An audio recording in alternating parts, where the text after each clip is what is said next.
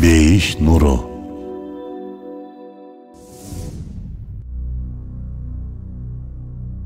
Шапаат акыйкатпы? Шапаат тууралуу Куран аяттарында айтылганбы? Шапаат тууралуу хадистерде айтылганбы? Шапаат ширкпи? Шапаат туурабы? Шапаат учурдагы эң көп тартышууга себеп болгон бир тема. Кээ бир туугандарыбыз бул маселенин артынан ахли сунна аалымдарын четке кагып, аларды адашуучулар деп ачык эле айыптап чыгышууда. Ошол эле кезде бул маселени терең түшүнө элек, акыйда илиминен алыс болгон карапайым калк болсо, билбеген абалда шапаат бул туура эмес бир нерсе деп ойлоп калышууда. Келиңиздер карап көрөлү. Шапаат туура нерсеби же кээ бирлери айткандай күнөө, ширкпи? Биз жалаң гана Куран аяттары жана хадистер менен изилдеп көрөлү. Алгач шапаат деген эмне экенин түшүнүп алалы. Шапаат сөздүк мааниси ортомчу, арачы деген мааниге келет. Акырет күнүндө кээ бирки күнөөкөр момундардын күнөөлөрүнүн кечирилиши, ошол эле кезде кээ бирки салих момундардын даражаларынын көтөрүлүүсү үчүн пайгамбарыбыз саллаллаху алейхи вассаламдын жана башка улуу заттардын Аллахка жалбаруусу, ортомчу болуусу. Башкача айтканда, күнөөкөр кул менен Аллахтын ортосуна түшүп, арачы, ортомчу болуу. Ал ортого түшүүчү зат, башкача айтканда пайгамбарыбыз саллаллаху алейхи вассалам же болбосо шапаат кыла алчу даражага жеткен инсан, ушул кулуңдун күнөөлөрүн кечирчи, эй Аллахым деп арачы болуп, биз күнөөкөрлөрдүн күнөөлөрүбүздүн кечирилүүсүн жараткан Аллах Тааладан суранышат.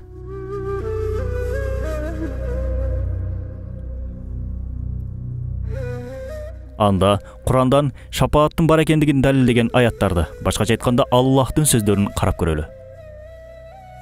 Аллах Таала Бакара сүрөсүнүн 255 аятында мындай дейт: Анын алдында анын уруксаты болмоюнча эч кимге шапаат кыла албайт. Бул аятта Аллахтын уруксаты болбой туруп эч кимге шапаат кыла албай тургандыгы ачык айтылууда. Аяттагы Аллахтын уруксаты болмоюнча эч кимге шапаат кыла албайт деген түшүндүрмө, эгер Аллах уруксат берсе шапаат кыла алат деген мааниге келүүдө. Демек, бул маани шапааттын акыйкат экендигинен, шапааттын бар экендигинен кабар берүүдө. Эгер Аллахтын уруксаты менен шапаат кылуу болбогондо, анда аяттагы Аллахтын уруксаты болмоюнча деген сөз маанисиз болуп калмак. Тагыраак айтканда, Аллах уруксат берсе шапаат кыла алышат, уруксат бербесе шапаат кыла алышпайт деп атат бул аят. Эгер шапаат жок нерсе дей турган болсок, анда бул аяттын мааниси боюнча Аллах уруксат берсе да шапаат кыла алышпайт деген мааниге келип калат. Кудай сактасын. Куран маанисиз нерселерди айтпайт. Куранда карама-каршылык жок. Андыктан Аллахтын уруксат чөйрөсүндө шапаат кылуу бар, жана бул чындык. Анын уруксаты болмоюн, анын алдында эч ким бирөөнүн күнөөсүнө актоочу боло албайт. Бул аятта да шапааттын Аллахтын уруксатына таандык экендиги айтылууда. Демек, мындан биз шапааттын Аллахтын уруксатына көз каранды экенин биле алабыз. Аяттагы анын уруксаты болмоюн деген сөз ачык эле таризде шапааттын акыйкат экендигин, ошондой эле анын Аллахтын уруксаты менен ишке ашаарын далилдөөдө. Аяттын мынчалык ачык баяндоосуна көз жумуп, шапаат жок дегендер балким бул ачык айтылган аяттарды окуган соң ойлонушар. Аллах каалагандар үчүн гана ортомчу бола алышат. Бул аятта Аллах каалагандарга гана ортомчу бола алышат деген түшүндүрмө, албетте Аллах каалаган адамдарга гана шапаат кылынаары баса белгиленип жатат. Демек, шапаат Аллах каалаган, уруксат берген адамдарга гана кылынат экен. Ал эми Аллах каалабаган, уруксат бербеген адамдарга кылынбайт. Аятта шапаат кимдерге кылынаары жана кимдерге кылынбасы ачык айтылып жаткандан кийин дагы терең ачыктоонун кажети жок.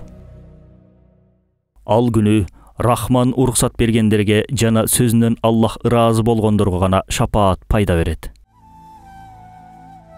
бул аятта Аллах уруксат бергендерге, сөзүнөн ыраазы болгондорго гана шапааттын пайдасы тиери, ал эми Аллах уруксат бербегендерге, сөзүнөн ыраазы болбогондорго шапааттын эч пайдасы тийбей тургандыгы айтылууда. Төмөндө бул өңдүү шапаат тууралуу айтылган аяттарды баяндайбыз. Ал жерде Рахман менен убада келишими ыйманы бар адамдар гана шапаатка ээ боло алышат. Демек, аяттын баяндоосу боюнча ыймандууларга гана шапаат кылынат.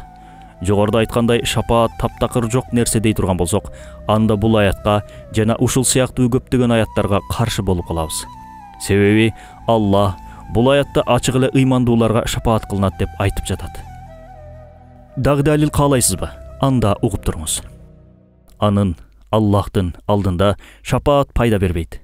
Бир гана Аллах уруксат берген адамдарга гана пайда берет. Бул аятты да ачыкташтын кереги жок. Себеби бул жерде да шапааттын акыйкат экендиги ачык айтылып жатат. Алар, мушриктер, дуа кылып жаткан Аллахтан башка кудайлардын колунда шапаат актоо жок. Билген абалда акыйкатка күбө болгон адамдарга гана шапаат насип кылат. Шапаат жок деген адамдардын сокур көздөрүнө дагы бир аятты сайып көргөзмөкчүбүз. О Мухаммад, билгин, эч бир кудай жок, жалгыз Аллах бар. Өзүңдүн күнөөлөрүң үчүн жана момун эркек, момун аялдар үчүн Аллахтан кечирим сура. Бул аятта пайгамбарыбыз саллаллаху алейхи вассаламдын момун эркектердин жана момун аялдардын күнөөлөрүнүн кечирилиши үчүн истигфар айтышы буйрук кылынып жатат. Эгер пайгамбар саллаллаху алейхи вассаламдын момундар үчүн кечирим суроосунун пайдасы болбогондо, анда Аллах Таала пайгамбарыбызга бул аятты буйрук кылмак эмес. Демек, бул аяттардын баары шапаат жок дегендерге анык далил. Негизинде шапаат жок деген кишилерге бул аяттардын бирөөсү жетиштүү. Бирок адам баласы өжөр болгон үчүн көбүрөөк далил берүүнү туура көрдүк. Бу окшогон далилдер ыйык Куранда толтура. Эми шапаат тууралуу хадистерде айтылганбы? Ага кезек берели.